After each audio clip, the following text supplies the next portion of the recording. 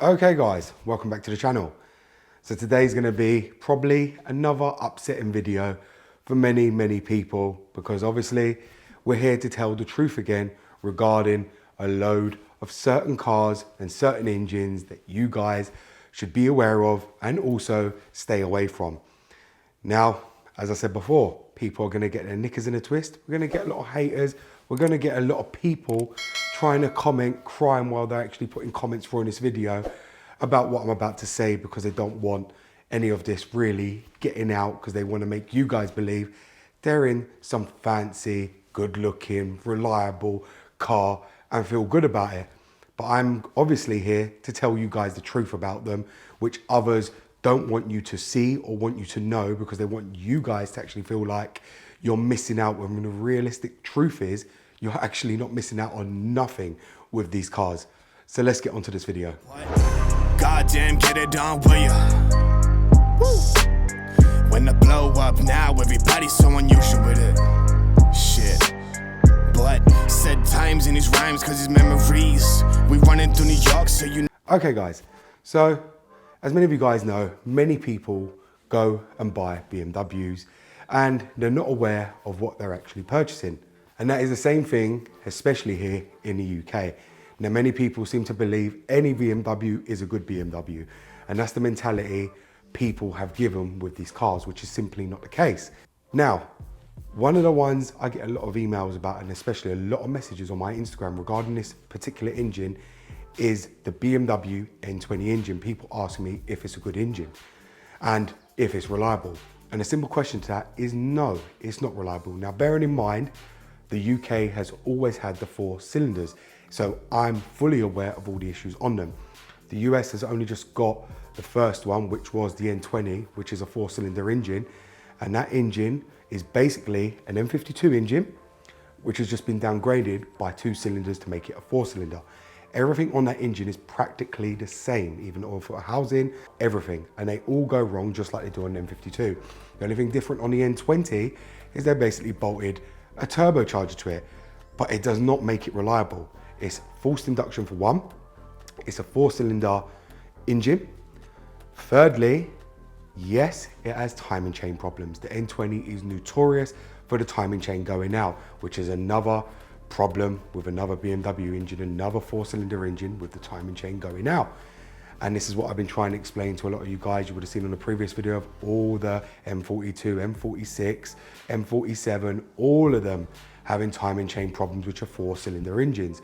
BMW have never rectified this and never got this right. Now, I can't say the same for the B38 and the B48 just yet, but I do know there's been a few cases on the B38 where the timing chain has been giving issues, but it hasn't been as much as it was on the N20, the M42, the M46, the M47, and so on and so on, which we'll get onto the other engines in a sec. But yes, them engines were plagued in timing chain and tensioner problems constantly, and it just made them not economical to actually be fixed, because they cost more money to be fixed than the car's worth or the engine's worth. And when you go to think about it, the N20 is only a downgraded version of the M52. A lot of the components they actually use inside that engine as well are from the M52 engine, which a lot of people are not aware of that. But if you actually strip one down and you've actually seen it, a lot of it is got components from M54 or M52. It's all the same on them engines. So do be aware of that. And like I said, guys, stay away from the N20 engine, because it is plagued in problems, and it's another engine with timing chain problems, as you saw on all the other previous 4-cylinder engines. So don't attempt to buy it. And if the one does come up cheap, unless you have the skills to repair it mechanically and you have the knowledge and the time to commit to it, do not buy it, because you're going to put a lot of money into a car that's just literally not worth it. Especially here, them cars are really not worth investing or putting no money into. It's a 4-cylinder engine. I just do not see the point myself, and I don't know why people actually still buy these cars. But again, a lot of people are not aware of the problems before they buy it. They only become aware of it after they bought it and the problem starts arising. They take it to a garage, and that garage will tell them this is a known common problem. It's going to cost so much and so much to fix, and then they just want to park the car out and go back, to something like a Honda or a Miata or something like that, and just get away from the BMW brand. But it's them kind of engines that people target that then when they get rid of that BMW, they never go back because they think all BMWs are reliable. And that's just simply not the case. The 4 cylinders are unreliable. And if they have to go for a 4 cylinder, realistically, they shouldn't be driving BMW at all because they can't afford to. Because if they could, they would be doing the maintenance themselves. They would target the 6 cylinders and wouldn't be an issue, because these people seem to think it's going to be cheap to fix, it's going to be cheaper on maintenance, cheaper running costs. And the actual truth of it is, it isn't. It really, really isn't. The only thing it's cheap on, especially in the UK, is road tax, but insurance is literally, cheap on all the BMs regardless, especially all the ones I've got, very, very cheap. And thirdly, parts for any BMW is expensive. It doesn't matter if it's 4 cylinder, 6 cylinder, 8 cylinders, 10 cylinders, they're expensive regardless. So putting all that money into a 4 cylinder that's never going to be worth anything, never going to be a classic, is absolutely useless. So I don't understand people's mentality with buying these cars. They say they're cheap. They're not cheap at all by any means. So guys, stay away from them. Go for a 6 cylinder or go for the beautiful V8 N62 engine. So the next one on the list, guys, many of you will probably know about this one. This one's in our BMWs over here, in the F20s, in the 116, 118, 120. It's also in the Mini 1s and a lot of the other Minis, is the N13 engine. That engine is a heap of junk, completely crap. And the reason for that, it was a Peugeot engine alongside BMW. The timing chains, again, like to fail on them. Any 4-cylinder engine BMW seem to touch, does not do well with the timing chain. I don't know why that is, but every single one they ever feel for or touch for, that is it. That car is destined to be doomed. And it also suffers with high oil consumption. That's purely because of the chain problems on them cars. You'll start hearing a rattling noise, you end up with high oil consumption, and it's the oil consumption that lets you guys know, if you've got that engine, that you've got a timing chain problem. So yes, that's another one that has timing chain problems, and it's one that many of you guys need to really, really be careful of and stay away from. Now again, we're going to have probably a lot of Mini fanatics on here. We're going to come along saying it's a great engine, they rebuilt theirs, which is all fine. And Mini ain't really expensive for parts. That's why a lot of people do buy them and actually rebuild them. And that's completely fine. But I'm just telling you, if you are looking at one of them and you're not willing to do the work yourself, again, avoid it, because garages will rip you off. They're not cheap to repair, obviously, especially with labor costs. And you not having your own parts, so they're gonna be very, very expensive because the garage has to get the parts for you. Of course, they like to put their prices up when they get the parts for you, so it makes it very, very expensive and uneconomical for you guys to actually buy that engine and look after it. It's just simply not a reliable engine. It's not an engine I would ever get. The M13 Prince engine is simply a piece of crap as well, especially for me. And you guys probably know about the engine as well. That is not an engine I would even go anywhere near, especially on the BMs and the Minis. So that is another engine that you guys need to stay away from, because that is a very problematic, again, timing chain failure engine designed by BMW. Now the next one, guys. Now I know many people are going to jump on me at this one, is the BMW B38 engine. Now that is the 3-cylinder engine, which is turbocharged, which comes in, I believe, the 1.2 and the 1.5. Now, as time is creeping on with them cars, I'm seeing a lot of people, especially coming to me, especially on Instagram as well, with an annoying rough idle or timing chain problems, or they've just had it rebuilt with a new timing chain and they're not sure what to do. Now that rough idle is purely because of the imbalance, because it's a 3-cylinder engine, so you're going to expect it not to be very smooth like a BMW 6-cylinder engine is.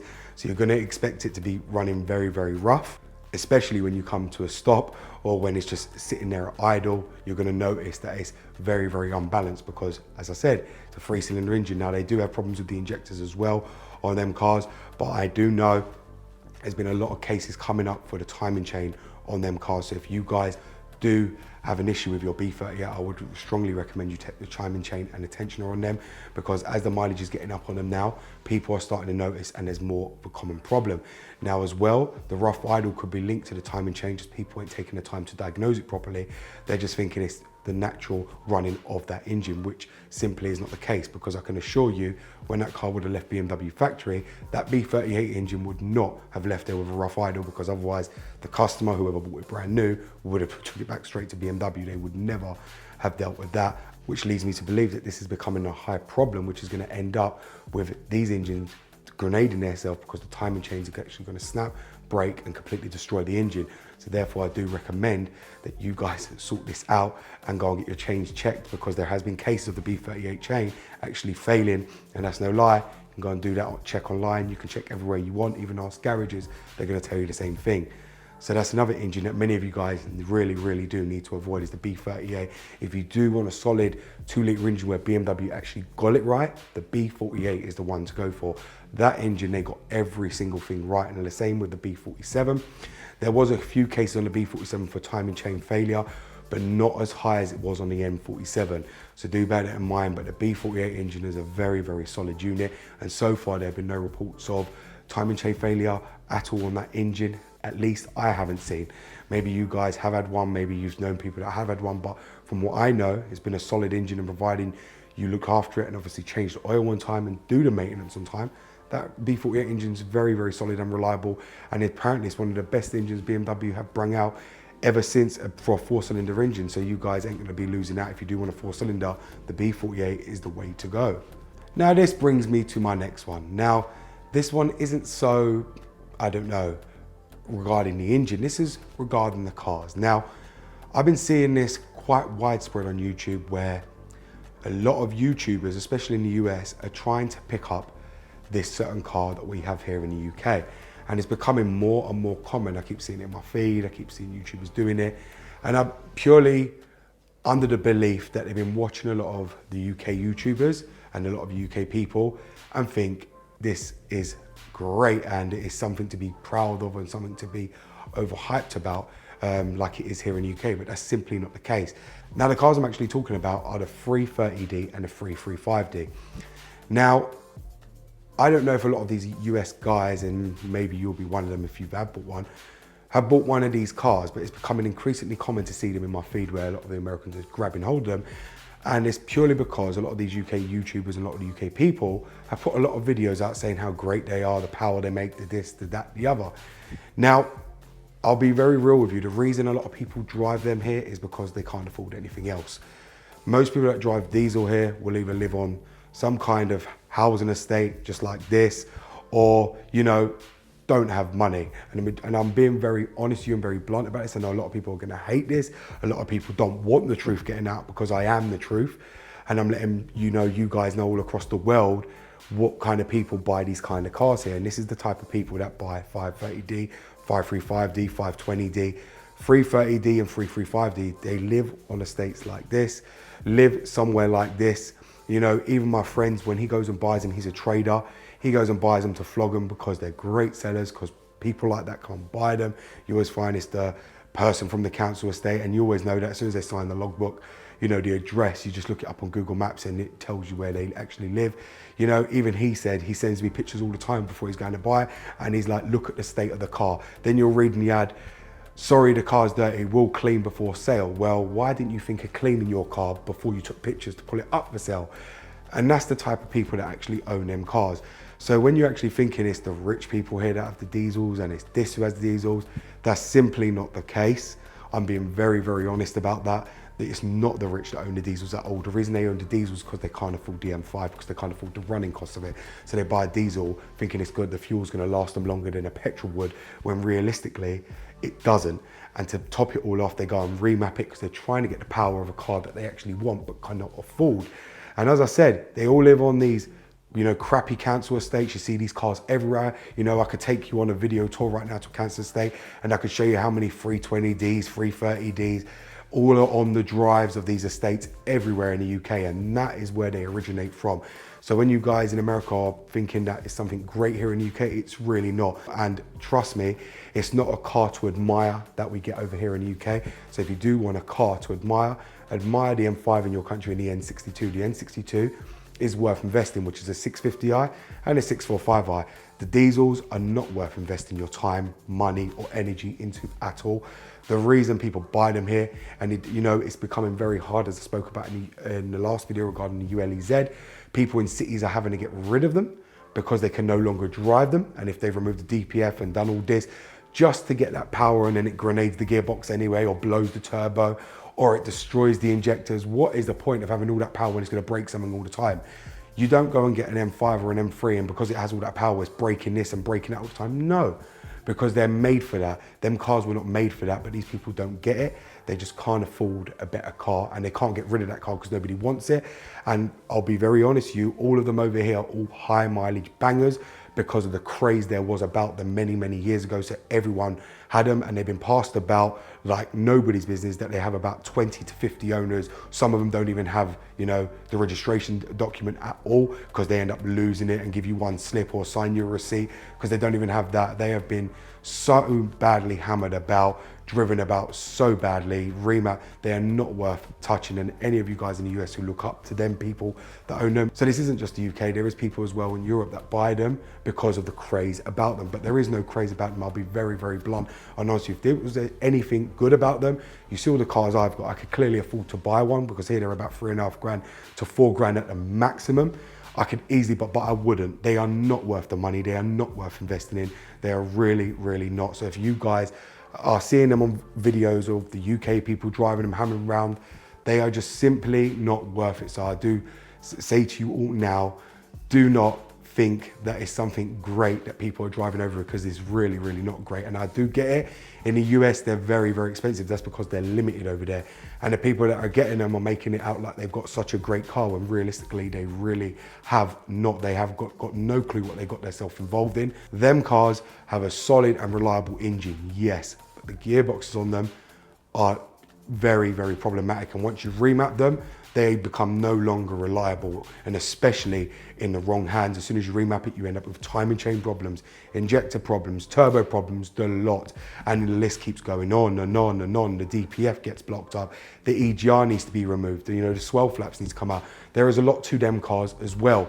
And, you know, remapping them just makes them completely unreliable because you have no control over the chain unless you're going to change it. And this is a common problem. I know many people are going to hate that I'm telling you guys this and showing you what kind of people actually own these here, but you get a drift of the kind of people that actually own these cars here in the UK. And like I said, if you want to be associated with that, then be my guest, but I choose not to be associated with that. That's why I don't get involved in that.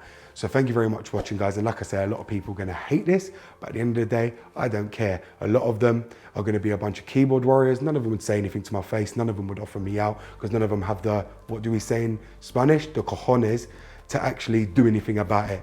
So thank you very much for watching, guys. It's BMW Dr. Dean here, and goodbye.